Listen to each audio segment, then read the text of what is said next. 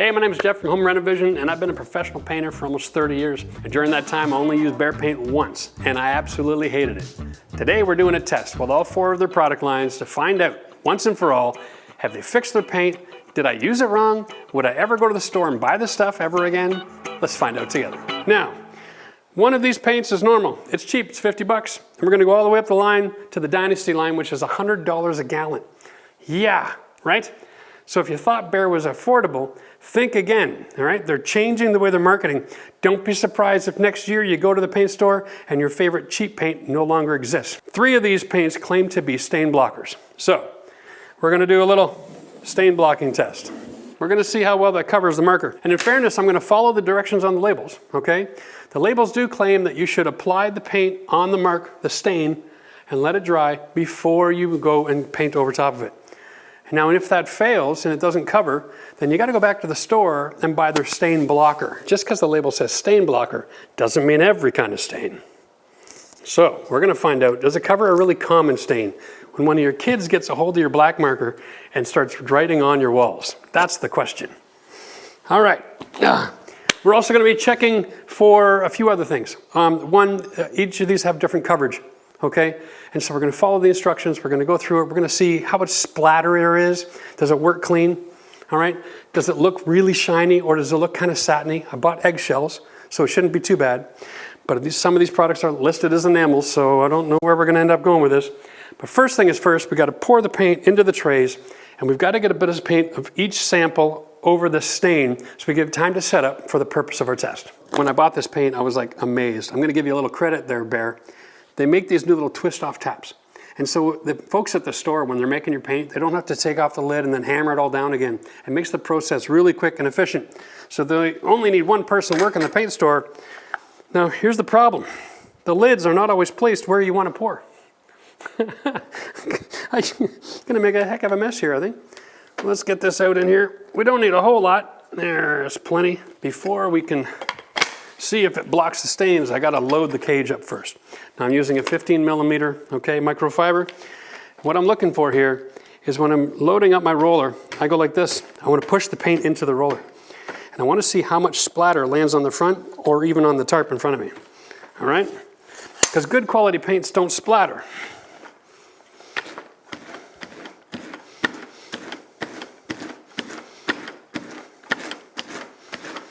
And this is called loading the roller. As long as I can see my microfiber in the gaps, there's not enough paint in here yet. It means I don't have enough paint on there in order to get it into the wall. For the purpose of our test, that's probably plenty. I don't need to have it fully saturated, but that is much better, okay? That's what you want to go for before you start painting. Now, right away, splatter test. The back of the tray is full of paint. And there's a whole pile of stains on the floor. Can you see that where you are? Okay. This means that when you're working with this paint, that's going to happen where you're working, and it's going to happen on all the trim and possibly even the ceilings where you're working. So that tells me that this paint, you got to work really slow, okay? Nice and easy. Now, we're just going to go check the stain blocking on this paint. And that's going on nice and thick. I'm not trying to stretch it out. I'm going to give the paint as much help with blocking that stain as I can. We'll come back and check on that in a minute. We've got the marquee. In a couple of minutes, we're going to go through features and benefits, and we'll talk about the cost of all these as well. But first, let's see if they perform according to their labels. This one again claims to do up to 400 square feet. Let's check the loading of the roller here.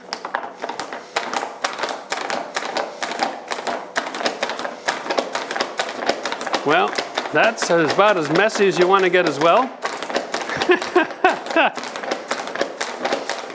Now, if you're judging the way I'm doing the test, I'm telling you right now, I've painted for years. I've gone through thousands of gallons.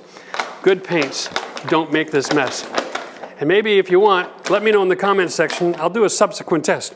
I'll take the best paint that I find out of the Behr line, and I'll put up against Sherwin-Williams, against PPG, against C2, against Benjamin Moore, and anybody else you guys want.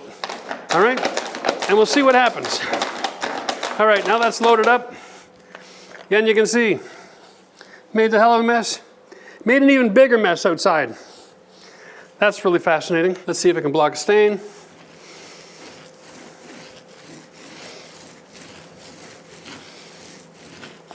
All right, now I'll check the premium paint. This one better work because you're sure paying for it on this one. Here we go. All right, here we go.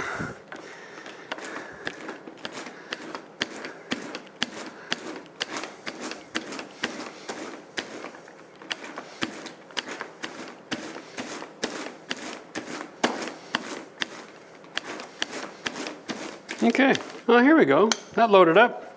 As you can see, if we were to compare the last two paints, that's not too bad for the spillover. This has got some huge globs on it.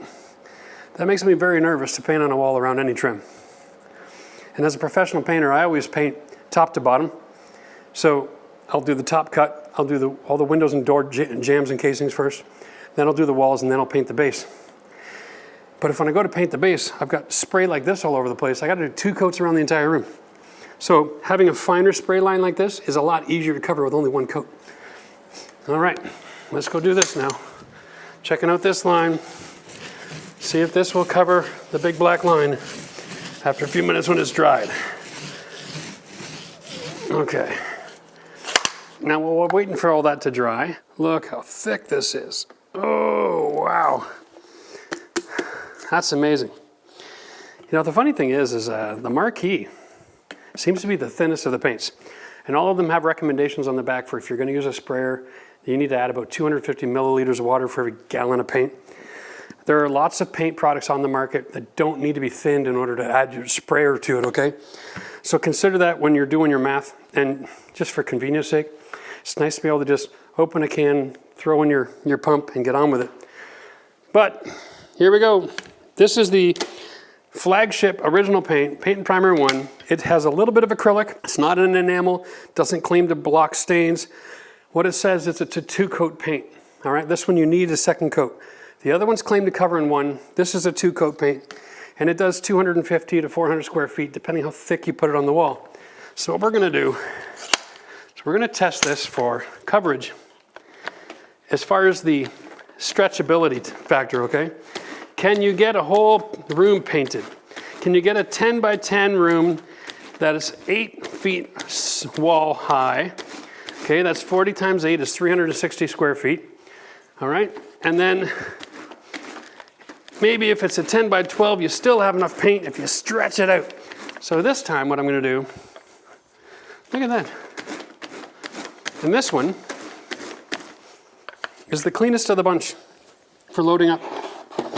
Hardly anything. Amazing, eh? Isn't that good to know? I think a lot of the high performance that's gonna go in these other paints, because they're Mar Defense and there's scrubbable washable and there's guarantee gonna blow your mind, okay? A lot of the products that are going in there are high in the solids content, and it's very thick and it's got enamel. And so it's a lot messier of a product. But this does not have enamel. This is a much cleaner product to work for. So I'm gonna really stretch it out. So I want to know, if I really stretch this out, what kind of coverage do I get? And is it going to cover in 2 coats? And we're going to really put it to the test here. Because ultimately, this is the economical paint, all right? And if you're looking for a project that you want to do economically, 1 roller full of paint. Now keep in mind, this is a 9.5-foot ceiling, so how much wall can I cover with 1 roller? This is actually becoming quite impressive.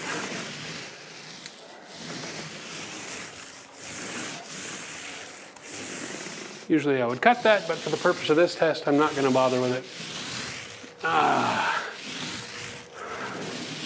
That is a good piece of wall for 1 roller. It's not making a mess. It's getting great stretch out. Wow. I wonder if I can even pull even more out of that. Yep, now I'm putting a lot of pressure on that roller. Still getting pretty decent coverage. I would have no problem believing that that's gonna cover in a 2nd coat. Wow. All right, let's wait and see what happens. We'll let all this dry, and then we're gonna go with the 2nd coat, and then the 1st coat officially from top to bottom. And the reason we're doing that is it claims to cover in 1 coat. But since I had to cover the marker, if I put on a coat and now I paint the rest of the wall, am I gonna have a darker patch? That's the question, right? Is it actually one coat coverage, or is the second coat make it a darker tint? So if you're gonna cover a stain, you have to cover the whole wall, or you're gonna have two different color walls, right? I hope that made some sense. Let's see. So the Behr Premium Plus, right out of the gate, after the first test, it loads the roller nice. It's not as messy, okay? It gets great coverage on one roller. Like, it's not too often you'll see that from a lot of paints. That's kind of encouraging. It's only $50 a gallon. What it doesn't have is it doesn't have a high level of acrylic. So it's not a washable, scrubbable paint. But, you know, if you have raised your kids and you're not living with a bunch of caged animals, maybe you don't need to have that benefit. The next level up is the Scuff Defense. It also is not a washable paint, but it has a little bit more of a technology in the enamel in there, so it's protection against marring. And marring is like kind of like wedding rings against the wall. You're not gonna get scratches and dents, right? So that's the idea. It's just Scuff Defense. It's just a next level of durability, but it's 66 bucks, okay? It's also a little bit messy, but it does seem to cover that marker line pretty darn well.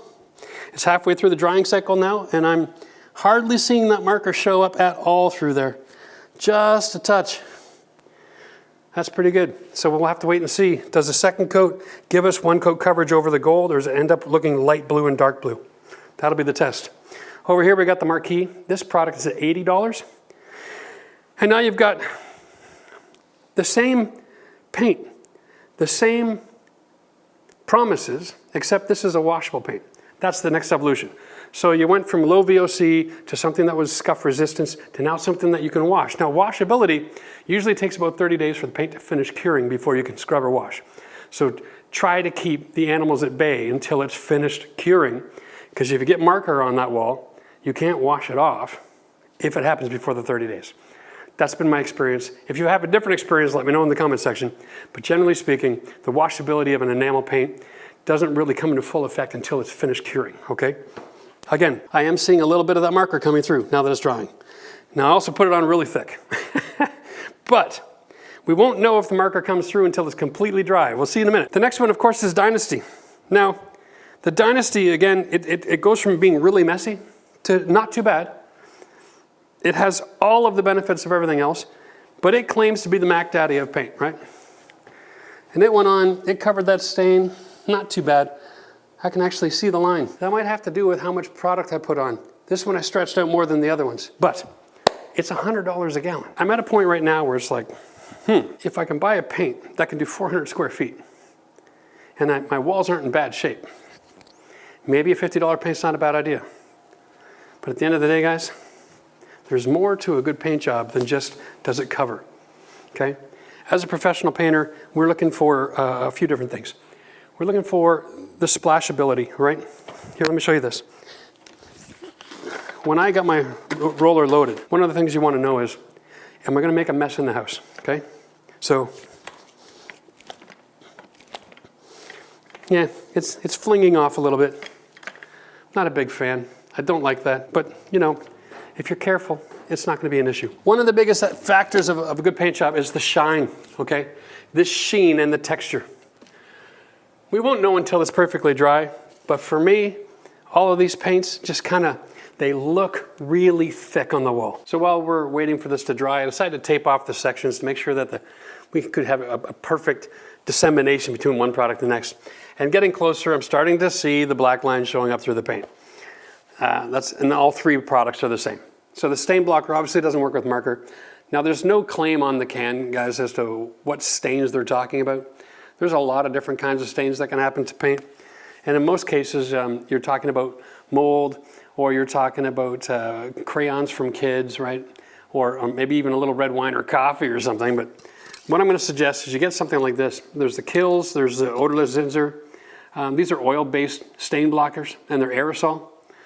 The Kills takes 5 minutes before it dries. This one's 20, but this paint's got a way to go yet. I'm going to suggest that you block their stains with this instead.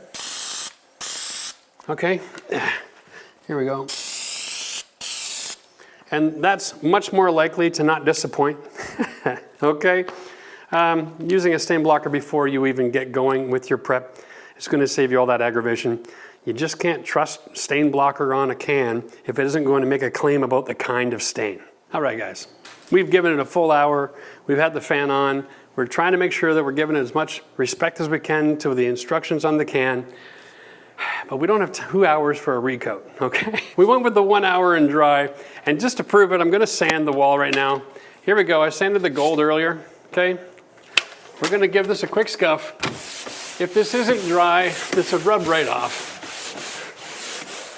And you always wanna sand your paint because there's always little bits of dirt and dust and fluff floating around, and you wanna have as smooth a wall as possible. Okay. And might I suggest even a shorter stick than this? This is monster. There we go.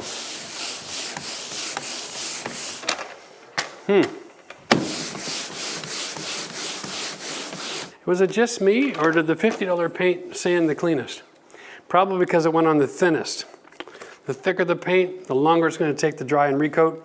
So let's not take that as a knock against the paint. That's just me moving ahead a little too fast, okay? We could see the line coming through just a little bit, okay? So I hit it with my odorless as well. There's the line, there's the odorless, and there, wow, barely see that one. But this was the thickest coat of paint that I put on. There's a good possibility that the second coat is going to cover it as per the instructions on the can. So we're gonna do that test now, but what we wanna know is, if it covers the mark, do we end up with 2 different shades of blue? That's the big test, right? So we're gonna go through all these paints, second coat them out, and then we'll just recap real quick with the overall impression of the finished quality of the surface. I'm still on the fence about the quality of the finish look. I still feel like it's that saggy butt and the pair of cut-off shorts look, right? It's just not working for me, but here we go. Again, we're gonna go with a nice thin coat. We'll stretch it out a little bit here. I don't think coverage is an issue for this paint, obviously. I mean, wow. I'll tell you, if you're a homeowner and your Home Depot is close and convenient and you like Behr paint and you don't have to worry about special performance, this $50 gallon is a low VOC paint. The secret to getting a good looking job is when you're doing your back rolling, so you start wet, you go dry, and you come back again and pick up the extra paint. Make sure your cage is pointing in the direction that you're going, because the majority of the pressure is here. This will clean nice and it won't leave streaks and lines on your wall, and that is a perfect 2-coat coverage. Nothing wrong with the coverage. Now, I am cheating. I'm not following the instructions on the can. I'm not using a 10 or 13 millimeter roller. I'm using a 15. And I really stretch that coat out. To be honest with you, that's more indicative while it's wet of what I would expect to see after a second coat of a quality paint that I'm used to using. I'm having a hard time hating on that right now. I'm starting to wonder if my experience with Behr paint was based on my traditional 15 or 18 millimeter rollers with thinner paints that don't drip. And so maybe I actually should have read the instructions all those years ago and tried using a 10 or 13. I'm still thicker than what they recommend right now, but knowing that, I'm gonna try to thin this out. Bottom line, they make their paint so thick that you need to treat it kind of like a trim paint, okay? So you're gonna wanna use a 10 millimeter roller, which is what we use with semi-gloss paint on doors, because it's nice and smooth. Now, walls traditionally aren't as smooth, but their paint is so thick, you gotta try to treat it that way. That also means that if you're gonna use the brush to do your cutting, get yourself a stiff brush, okay? Check the package. You don't want the medium or the soft. You wanna treat the paint like a trim paint. So get the stiff brush. What that'll do is that'll get rid of a lot of those lines and ridges when you're cutting, okay? Stiff brushes are designed for thicker paint. And that might get you a better result if you're not happy with the way your cutting is going. But here we go. Oh, nuts. Yeah, I did it. My oil-based paint primer wasn't dry yet. I'm being impatient. I know. That's not fair, but that's all right. We're not here to test the oil-based primer. What we want to know, and that's great, now we know where the line is, does that black line appear again? And does this look different than this after it dries? That's really the test. Here we go again with the marquee. So I'm went from $66 to $80 a gallon now, with the same product claim on the label. Hopefully this looks a little bit better. Yeah, I'm really thinking it comes down to me using a 15mm roller. Here's the problem. But it still looks a little too thick. Since all of these paints have the same qualities, and they all appear to go on way too thick, this time I'm going to do this $100 gallon. And I'm going to really stretch it out like I did with the $50 gallon, okay? And we're going to kind of put this to the test. 1, 2, 3, a good 4 rollers wide, all right? 1, 2, 3. So we're going to go to here, floor to ceiling. We're going to see if it covers the line. We're going to see if it stretches out, if it gets one coat coverage like it says it would. Because it says it's going to do 400 square feet in the can. Here, we're going to let that dry a little bit before I mark that up. If you're only doing one coat to get 400 square feet, and I'm doing 2 coats of the other paint to do 400 square feet, in theory, I should be able to stretch this twice as far. So let's try. Let's see if we can go even further with this one. Oh, I'm pushing pretty hard here on this roller now. There's not much left in that. Just gonna see how good is that coverage when I'm pushing it on really thin. Of course, there's an inherent danger of that because you can cause nail pops on your wall if you're pushing too hard. So be careful. Now, we'll let this paint dry. We'll check out our lines. Interesting. It's the first time I've ever used frog tape in my life. It was just so that I wouldn't run over the other color. That actually does leave a nice clean line. Who knew? Okay guys, so here we are at the end of the test and I'm amazed. I'm sorry, I know. I'm glad I did it because I felt kind of dumb walking around with the attitude of, oh, I hate Behr paint, and having all many people in the comment section going, oh, I love Behr paint. And I'm like, ah, you love it because it's all you've ever bought. And you know, who knows? I've met so many painters over the year, they all have their own favorite brands. A lot of it comes down to personality and the style of painting. And in this case, it comes down to reading the label. I obviously never used it right the first time. Now look at this black line, it disappeared. All 3 of these products, where we have 2 coats of paint, their stain blocker product over a black marker worked, all right? So if you're gonna go and do this, I would suggest get a mini roller, cover your stains so you don't have to use so much product. Because what we also notice is this technology in these cans, that's 1 coat coverage cans. Every one of these 1 coat coverage products worked. Even when I stretched it out with 1 roller and got all that coverage, okay? I can't deny the product label, they're performing what they're gonna give you, okay? They give you what they say, but let's go through this. These products are also a little bit on the messy side, all right? So for me, what it comes down to is this. Economy versus versatility. Premium plus paint is 50 bucks a gallon, and it needs the 2nd coat. All right, there's no doubt that the 1st coat wasn't enough. And I'm a big fan of buying a product and painting 2 coats. Something about the process of 2 coat paint that allows me to paint the walls, let it dry, sand in between coats to get a nice smooth wall, and then put another coat on that goes a long way in my books. The other thing is this. When it comes down to painting the majority of rooms, if all you're doing is doing a 10 by 12 bedroom and you're not painting the closet, 2 gallons of this or 100 bucks will paint the room, okay? If you're gonna paint the closet, you need a 3rd gallon. That's 150. But if you were to buy this paint and it does the same job in 1 coat, you still need a 2nd can if you're gonna paint the closet. So now you just pushed your paint job to $200. They're not stupid. They know how much paint you need. You need 1.3 gallons of this paint to paint the room. Okay, so that's why it comes in this size instead of 1.3. Like if they just made a 1.3 gallon paint can, then the playing field would be fair. Everybody in the world's pretty much got a 10 by 12 room with a closet, and 1 gallon of paint in 1 coat is still not enough paint to do the job. Now, would I use this product? No. I'm still of the opinion personally that I don't like the finish. The reality is, in order to get 1 coat coverage, there's a lot of solids in this paint. There's a lot more texture on this wall surface than I like, and it sags as it dries. I'm not a big fan. So yes, it does what it says. Now, if you're one of these people and you go to the paint store and you're in the aisle and you're like, 50 bucks, 100 bucks, don't make the mistake and just go, I'll get something in the middle. Because the ones in the middle didn't do any better performance than anything else, but they don't have as many product claims. So if you want the one coat coverage and you want a washable, scrubbable, bulletproof paint, get the good stuff if you're gonna shop there. But if you're like most people, all right, and you're not living in a war zone in your home and you just want to paint a room, this is your best bet. Get the Premium Plus. Do the 2-coat paint job, and if you don't have enough to finish the job, at least the next can is gonna be affordable and you're not gonna feel ripped off because you need another quart. Guys, let me know in the comment section if you thought that was interesting, if you wanna see other comparisons. Are you interested in that product comparison of one kind of paint to the next? All right, we can come up with a way we can do that so we can show all the different products.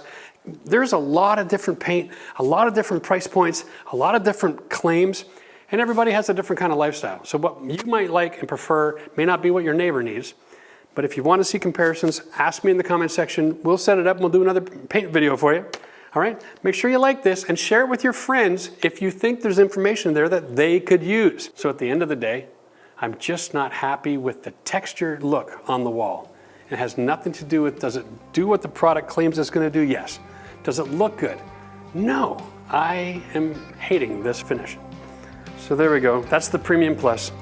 That texture is a lot more muted and a lot more palatable. Still a little bit too much texture for what I like from my customers. And just for the record, I can go down to any professional paint store, open up an account, and get a discount on a product that's a premium product that's washable, that's going to have less texture and less shine, and I'm going to make a much nicer finish.